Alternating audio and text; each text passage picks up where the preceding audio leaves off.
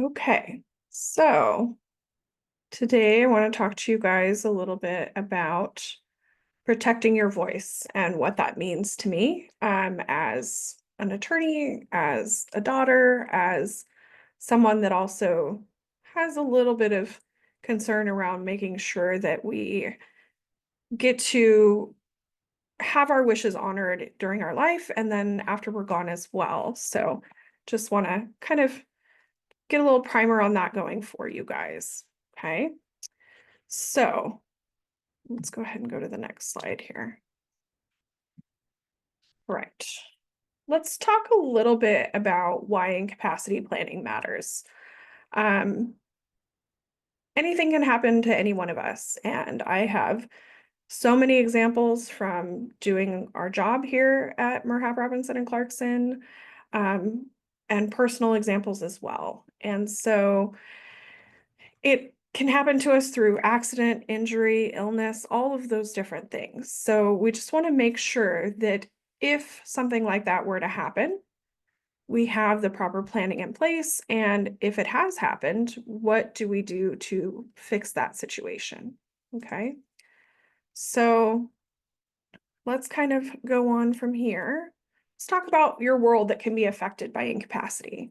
Your world includes everything from your finances to your family. And those are just kind of two big buckets that we put a lot of other things into. Um, I have a little kid. And so for me, I want to make sure and protect him from both third parties and himself, because I could just see if something happened to me, the world of Hot Wheels would just be quite rich in our house. Little things like that. We also want to make sure that we're preparing our children for the future. Are they going to be financially responsible? We want to set them up for all kinds of success, whether that means a college education or just being financially savvy. So those kinds of things are important. Okay. Our finances, we talk about estate planning and our world, and estate planning to me is a little bit of a misnomer because all of us have an estate that we want to protect. We have assets, we have liabilities, and we have income and things like that, that is all part of that financial world that we live in. Um, so those are all things to be considered when talking about incapacity. Okay. So let's talk a little bit about what could go wrong, right? I never like asking that question because if something has gone wrong, asking what else could happen or what else could go wrong, just seems like it opens up the universe to other things that could happen. And I do like to share some personal stories on this front. So let's give some examples here. So you could have medical privacy rights issues. I've run into this before. Unfortunately, I will be the first person to raise my hand and say, help your parents through this process, because I have been that estate planning attorney whose parent did not have the proper documents in place and wound up in the hospital. She was conscious, but not quite able to understand the gravity of the situation, unable to communicate. Um, the prognosis wasn't awesome. There was all kinds of different things going on, and we unfortunately didn't have the documents in place. Now, there's a few extenuating circumstances that can come up that can create additional problems for getting documents set up. But thinking about our own incapacity going forward, I have been there for my mom through this situation, and it just makes me that much more aware of my own capacity and how quickly that can change.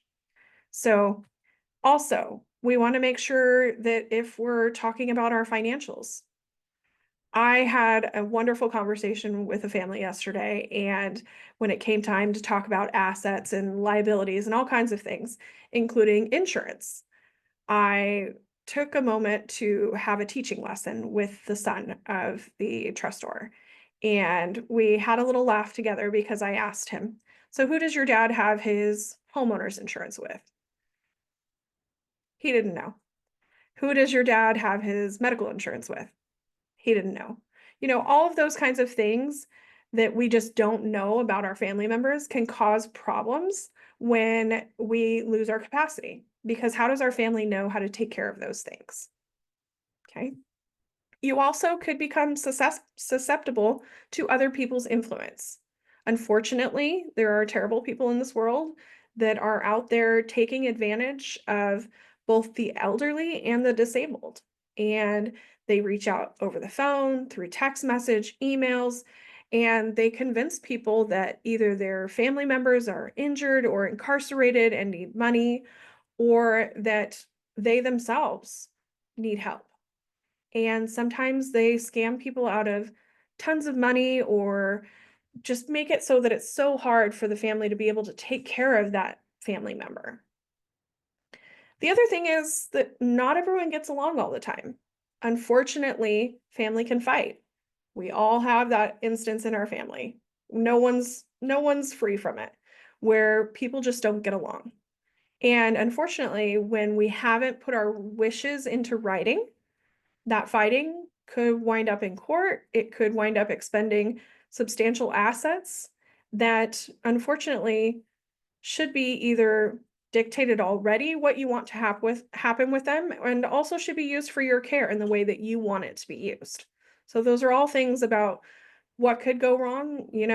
This is just a short list, and unfortunately we see new things go wrong all the time. So what can we do to help protect ourselves and our families? Well, I'm an estate planner, so the first thing I think of is a will or a trust. And, that's a detailed conversation about whether or not you need a will or a trust, but that's kind of the cornerstone for passing your finances on to everyone and also protecting how they use it. And then also, there's a foundational plan that everyone needs over the age of 18. So whether you're a senior or whether you just have limited assets, all those kinds of things for our incapacity, we all need to make sure that these documents are in place to plan for what happens going forward. That includes a HIPAA authorization, a healthcare directive, and a durable power of attorney. Those do different things, and we'll get into a little bit more about what they do. But first, I want to do a little hypothetical. So this is actually kind of a story that came from an incident with my mom. And one day she sat down to watch TV and the whole world went dark. And unfortunately, she lost consciousness. She was not at home at the time. She was house sitting for someone and she was taken to a hospital. And, you know, you hope that they take people to a nearby hospital. We were notified that she went to a hospital and we didn't know which one. You have to call all over looking for them, hoping someone will give you an answer. But a lot of times you call around and they don't give you any answers. They can't tell you that they're treating your family member. They can't tell you why they came in. All of those different kinds of things. I've lived it. And my mom is fine now, but those instances are very hard to go through, especially as a person that does this kind of planning. Had we had some different planning in place at the time, I think we would have gotten much more information and answers sooner and been able to hopefully get her treatment going in the right direction. But the reality is that this could happen to any one of us. Okay.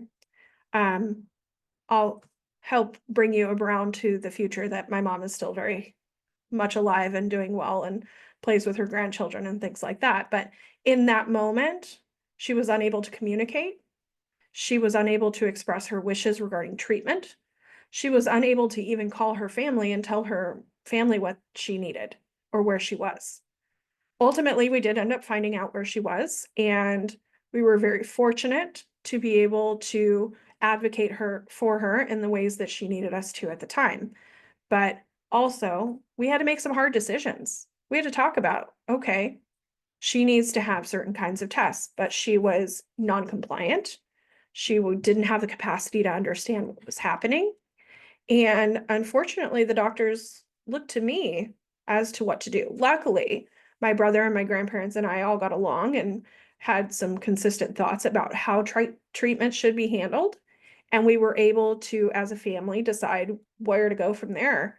And it took some serious advocating for her to get her the treatment she needed, which wound up with us having to sedate her and intubate her so that they could run the tests that she needed. And boy, as a daughter, you think you did everything wrong when you don't have it written down what she wants. So even in the best of days, these are all hard conversations, but they get harder, and I've been there. So let's talk a little bit more about these documents. The reality is that hospitals aren't legally allowed to release information about their patients to you. So calling around trying to find out how my mom was doing was not easy. So just first thing. And then they can't even say if you're being treated at their hospital. Sometimes you'll get someone that breaks the rules and will tell you something, but legally under HIPAA, they're not allowed to tell you anything. So you can spend a lot of time and energy and stress and moments where you could be with your loved one, just searching for them. So what is HIPAA? We've all heard about HIPAA. I've had such fun interactions around HIPAA, even with my own husband, where a doctor's office won't tell me something and I was in the room for the meeting. So HIPAA stands for the Health Insurance Portability and Accountability Act. It protects our medical information and keeps it private for anyone over the age of 18. And I do know that actually some insurance companies will actually keep medical information private from children to their parents after the age of approximately 13 or 14. I know specifically Kaiser does that with their female patients. And so it can actually cause issues with you being able to access private information for children, parents, all of that kind of thing. It covers healthcare providers, health plans, and clearinghouses, which actually just means entities that process healthcare information. So they're all governed around HIPAA. So that doesn't prevent you from disclosing your own personal private information regarding your medical care, but it prevents these institutions from divulging any of your personal private medical information. Okay. So HIPAA is a beautiful thing and also can be a very frustrating thing in getting through the red tape to get access to information. Now, how do we get around this? We can do something called a HIPAA authorization. A HIPAA authorization is a document that speaks to who should have access to your information and who has the ability to speak with your doctors if you ever need them to do so. It allows the release of your private medical information. And so very commonly, we have people name their children, their parents, their spouse on a HIPAA authorization so that those that you want to have access will have access, and those that are not included on that list wouldn't have access. Very commonly, we have families that have children that are in the medical professional field, and they would want them to have access, but maybe not someone that would use all that information in a bad way. So we just want to make sure that it's the people that you want listed that are included on your HIPAA authorization. Now, the next part of that for your healthcare has to do with your healthcare directive. It nominates your choice for making medical decisions. We go into the details here, and this is where this could have been helpful in my mom's situation. It states your wishes for pain relief, life support, donation of your organs, burial. Now, I'm so grateful that we didn't get to those last couple of things, but I know we had had hard conversations surrounding life support, whether or not you would want a machine to breathe for you, all of those different kinds of things. And I think we all, or many of us, get to the point where we say, well, if I could be on the machines for just this amount of time, then that's okay. Or if they know I'm going to get better, then I'd be okay with it. The reality is that very often you don't know, and neither do the doctors, if you're actually going to recover after being placed on these machines. And that was the circumstance I wound up in with my mom, was I had to place her on a breathing machine to provide for the tests that she needed. Thank goodness she is still okay to this day. But in the moment, after she was on the machine for a few days, I thought I had really messed up.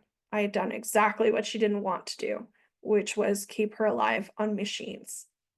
So at least if we can go through these documents together and put together your wishes about what you would want to happen, we can have some of those hard conversations now and get those lined out for your children or your agent to be able to make a good decision, an educated decision as to what you would or wouldn't want should that circumstance arise. Now, We also have the financial and legal side of things that we have to be mindful of. A durable power of attorney nominates your financial decision maker. Okay. These can be effective immediately, or it can be effective only upon your incapacity. So it would spring into effect after your incapacity. And it covers assets outside of your trust during your lifetime. So I always tell people it's all the fun things that we don't really want to deal with. It's accounts, it's taxes, it's social security, it's dealing with your medical insurance, it's dealing with safe deposit boxes. It's definitely I won't say thankless, but not a great job to have to be a power of attorney. It's a lot of work. And it's making sure that the person that has entrusted you with this role is protected and can have things taken care of as far as their finances go, should they ever need you to do so. Now, with your spouse, commonly we can make these effective immediately so that they would be able to say, call the IRS and deal with your tax return and things like that without having you both have to be there present for that conversation. The other thing is sometimes we are aware of our capacity. We're aware that maybe we're becoming forgetful, or maybe we have a diagnosis that we think or know is going to result in cognition problems in the future. If we're aware of that, we may want to do a power of attorney that becomes effective immediately to prevent any issues or lapse in time in which someone could make medical decisions through your healthcare directive and financial decisions through your power of attorney should they become incapacitated in the future. Okay. Okay. Here's the big question I always get when talking about incapacity. This is a will or a trust can provide for what happens to your assets after you're gone. Okay. And people commonly say, well, can I have a will instead of a trust? Sure, you can. But would I advise that? Maybe not. So it depends on your situation. And currently, the probate threshold in California is just over $200,000. It's $208,850. And so we want to make sure if you're not wanting to do a trust that we have assets provided for in a different way. So whether that's through beneficiary designations, whether that's through joint ownership, or if your value of your assets is just lower. Those are all things that we take into consideration when advising our clients about whether or not they need a will or a trust. Okay. Through the probate process in California, it's a 12 to 18-month process that, well, and I say that with the caveat that it can take much longer. Probates can go on for a period of years, depending on the complexity of the assets, the parties involved, whether or not there's any fighting. All of those different kinds of things can extend that process. And approximately 5% of your assets are taken by the administrative costs with going through probate. So we want to make sure that if you go through probate, what the cost is going to be. And wills are probated in California. So it does not avoid that process, but it will dictate who your beneficiaries are. So does it fix all of the problems? Not necessarily. And so sometimes a trust is actually what we need. So if your assets exceed that $208,000, or if we have retirement that needs to be payable to, say, a special needs beneficiary or a minor beneficiary. So there's all kinds of different parties and players in this that help us to determine whether or not we need a will or a trust. But all of these things together can be used to plan for or hopefully never have to experience incapacity. Incapacity is one of those things that can prevent us from making our wishes known in the future if we haven't done the planning that we need to in the beginning. Okay. All right. So I want to start off, or well, kind of close out this part of the conversation with a little bit about why you should have these conversations. Why should you do it now? People my age are very hard to get to do estate plans when they think they're invincible. They're young. They don't need an estate plan. What could happen to them? Well, I know from personal experience that talking about death and dying is hard. It's hard on a good day. It's hard to think about our own mortality and what could possibly happen to us in the future. It's hard to think that I could get in an accident and not know who I am tomorrow. But these are all things that are actually possible in the world that we live in. Um, Unfortunately, at a young age, people can suffer things like a brain aneurysm, where they have some recovery but not complete. We have individuals that come back from war with traumatic brain injuries. Even car accidents can cause that. And each of those different things can make it so that life and decision making is that much harder going forward. So I have had the honor of doing bedside planning with individuals throughout my career. And unfortunately, we have all known when we're having these hard conversations that death was imminent, that incapacity was imminent. Their ability to make decisions was going to drastically decline rather quickly. And so those hard conversations are that much harder when we know it's coming. Okay. And I say this not to scare you, but to let you know that even if we already know that this is coming, these conversations are worth it now. So your family will thank you that they're not running around at the last moment trying to get all of the things in order to protect you, to protect your beneficiaries. All of those different kinds of things are things that they're going to want to make sure that you've had the opportunity to have your voice heard. Now, in doing regular estate planning every day, I run into the conversation about family dynamics. And the reality is that we all have them. We all have individuals in our lives that are financially responsible, those that are really not financially responsible, and those that have someone else that has a little bug in their ear, someone that might influence the way that they behave when it comes time for administration of your estate, when it comes time for how to care for you. And all of those different influences and things in their lives can make what you had hoped to have planned for harder. So we want to have these conversations now about who in your family do you trust, who would make a good decision, and who may need a little extra protection from themselves and other people. So I think that incapacity planning to me is more important than planning for what happens after we're gone, because incapacity planning protects ourselves.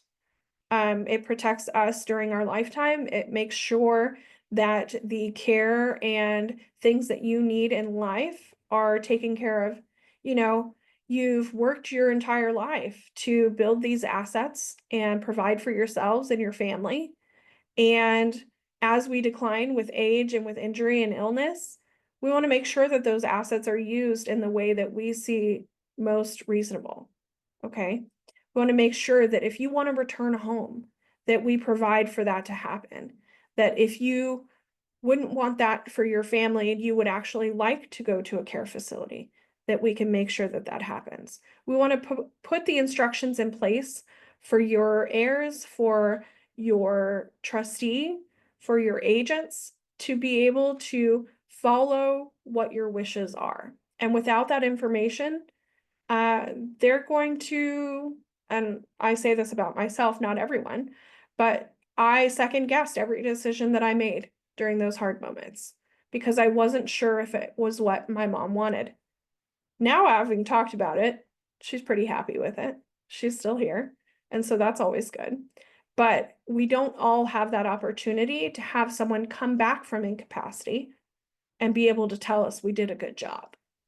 And so for us to be able to lay it out there for our families as to how to take care of us and what we would want, that is really a beautiful thing to leave behind. That is part of your legacy, is you being able to live out your days with integrity, with your wishes honored. Okay. So that's why I think you should do it now. Young people, they have a harder time with seeing that. So let's talk about something that also comes up. Is it too late? Do we have a parent that has dementia or Alzheimer's? Do we have someone that has had a developmental disability? Is it too late to do the planning that we would want to do? Is it something where we have to get a court involved to do our own planning? I'll give you the lawyer answer. It depends. It really depends. And that's where a conversation about your family member or with your family member is very beneficial. So, a diagnosis for me and for most attorneys is not enough. Just to hear that someone has dementia or Alzheimer's, I'm still going to have the conversation. We're going to talk because the capacity that you need to have to execute these documents is on a sliding scale of, okay, contractual capacity is like a really high level of capacity to understand the transaction, the effects of it, what kind of pros and cons there are within the business agreement, all of those kinds of things. So that's a really high level, a high bar that you have to meet for that kind of capacity. Okay. At the low end of capacity required to do something is to get married. Unfortunately, the capacity required to get married isn't very high. And somewhere kind of in the middle there is testamentary capacity, which is the ability to do contracts surrounding your assets and what happens to them after you're gone. And I would say very similarly, it's the same level of capacity I would have for you to do, say, a healthcare directive or a power of attorney as well. It's basically the ability to understand what the document does. So for testamentary capacity, that means the ability to understand the assets that you have and what you want to have happen with them when you're gone. So as long as you can put those two things together, that's pretty low level capacity for me. And very commonly, I get people with dementia that have that amount of capacity.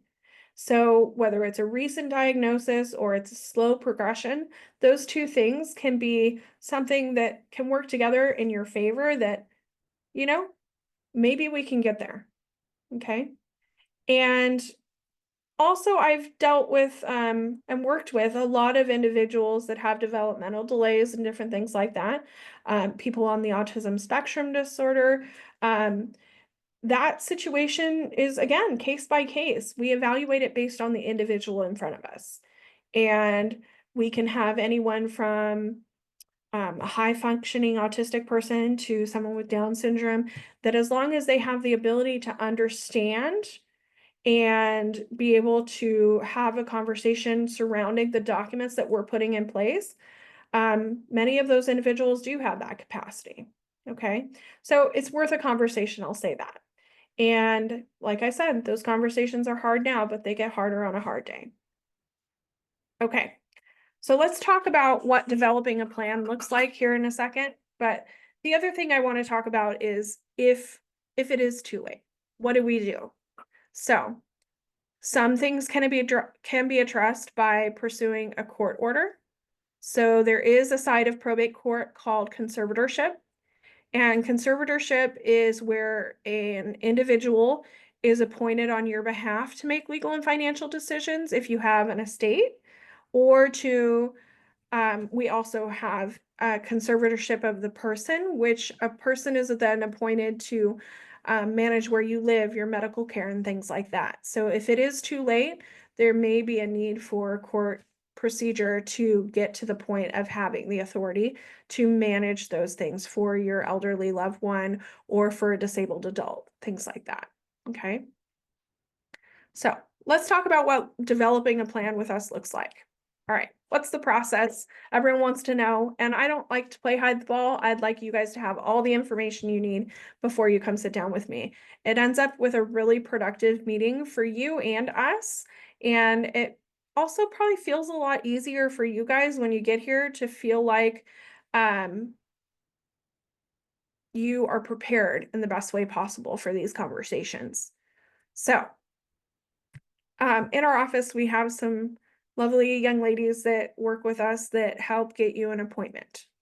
And that appointment can be for the individual.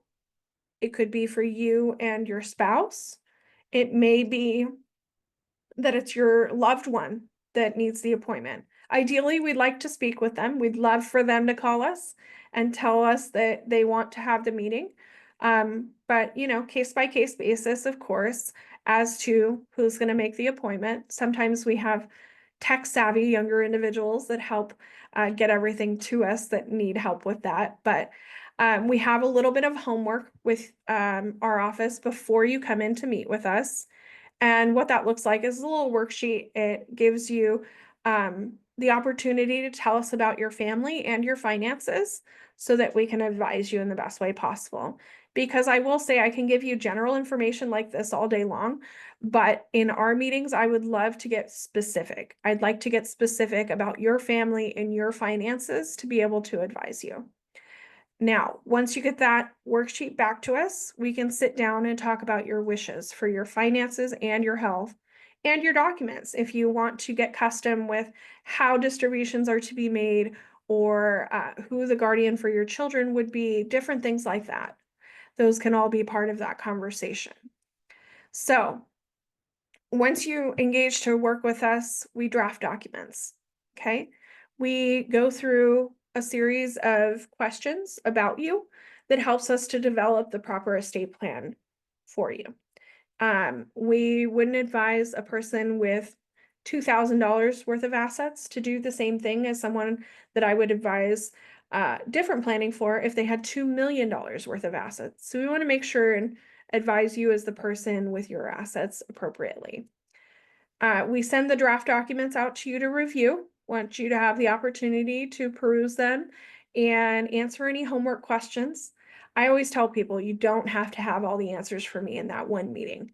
It's a lot to take in, and it can be something where you might need to think about who you would want to do something or who you would want to receive something. So those are things that I want you to think about coming in, but also I will advise you as to what kinds of people would be a good fit for that role, whether it's a financial role or a healthcare role. Financial roles, of course, I like to say that I would not be good at because I transpose numbers, but um, financial roles, I want someone that's organized. And healthcare, it's a very emotional role to be in. So we're going to talk about your family members. We're going to talk about your friends. We're going to talk about those people that you're considering and whether or not they could make the decisions that you need them to in that moment. So that's all part of our conversation. And then the draft documents will reflect those conversations. When you get me back your homework, any outstanding questions, and we get to answer yours. And when we're through that process, we have you come in. We sit down together and we go through all the documents. I joke that we give you a 10,000-foot view. We want you to understand the documents in front of you. We want you to have the opportunity to ask questions about what they do, about what to do next, and we give you all kinds of information about what to do next. We tell you who to provide the documents to, whether it be a doctor or a financial institution, and what is still your homework once you leave us. We also offer that in a couple of weeks after you get done signing your estate plan, you can have a phone call or a Zoom with us. We can sit down and chat about finances and what that looks like. Has the bank been giving you a hard time? Do you have questions about what we discussed? We want to make sure that we are there for you to answer your questions.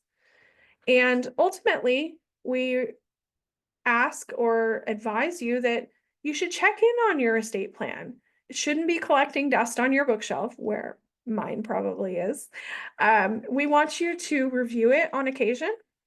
And so how we make sure that you guys keep up with that process is we offer you 3-year review meetings where you can come sit down with us. We can have a Zoom or a phone call, just check in and sit down and talk about what's changed with you. Has anything changed with the family? Have we had death in the family? Have we had marriages? We had grandchildren born, all those different kinds of things. We talk about that. Only at the point you would want us to draft any additional legal documents would I quote you another fee. But that half hour is on the house where we just chat and see if there's anything that you would want to update or change. We'll let you know if the law has changed in any way. So those are important meetings to have going forward. Okay, so I do want to leave some time here for some questions. And so if you want to submit them through the Q&A box or through the chat, you can do that. So let me see if we have any Q&A going on here. Okay. So I have a couple that have come directly to me that people ask. And let's see. The first one being is, do we come to you at any point? So we do have the ability for those that are unable to get to our office to meet with you outside of our office. I will tell you it's not part of our standard flat fee arrangement usually, but sometimes we do have to go to those, whether they're in the hospital or at home, and we're happy to do so, and we can arrange that with your family in the best way possible that works for you and our schedule. Okay. My mom is actually legally blind, so very commonly the hiccup with her estate planning documents is that she needs someone to drive her to the notary. She needs someone to read the documents to her. So it's a little bit more of an endeavor for her to get some stuff done than I would like it to be, because I always want her to have things in place, but getting her to actually sign them is a whole nother ballgame. And so we've been there along that path, and we understand that it can be complicated. Let's see. And then we have another one here. Okay. Do we charge on an hourly rate or a flat fee? Okay, so generally speaking, our estate plans are done on a flat fee basis, and it's based on the individuals involved, customizations, things like that, but it's generally a flat fee basis. So you know what you're getting involved with from upfront. And our consultations are billed at an hourly rate. And if you engage us, it's all wrapped into that flat fee. So it's not like an hourly rate and then the flat fee. It all becomes one flat fee at that time. So and then we do some things hourly. It just depends. Like we'll do trust reviews for people where they want us to analyze a trust and tell them what it says and who's doing what and all those kinds of things. Happy to do so, but sometimes these are other firms' documents that we need to dive deep into and give you good advice on. So we'll definitely take those on an hourly basis too. So it's all part of that conversation as to what you need and how we can best help you. So, all right. So those are the questions that I have so far. I'll give you guys just a couple seconds. If you want to submit any others, I'm happy to answer them. Looks like we have another one. Okay. Is having a combined advanced healthcare directive and POA for healthcare sufficient in place of a HIPAA authorization? So I've seen these where they're a combined document, and I'll tell you why I like them to be separate. And the reason is because sometimes the people that you want making a medical decision for you, so your healthcare agent on your advanced healthcare directive, they'll be listed both places, but otherwise we may have a child that is not the decision maker that we want to be able to have all the information. So that's where a standalone HIPAA authorization is good, that you can list individuals that you want to be able to ask how you're doing or talk to your doctor, but they may not be the decision maker. So I like them being divided. And then also, just so you know, the healthcare directive is the required format in the state of California. Now, it used to be called a power of attorney for healthcare. So just be cautious that you have the right format there. And we're happy to review those if you want us to when you come in. Okay. Let's see. Oop. Coming up with a couple more questions here. Can you help the executor with following the trust wishes? Absolutely. So let me address a couple things within this question. So an executor is the person on your will that is acting to make sure your wishes through your will are met. Okay. Your trustee is the person acting on your trust. They're the manager.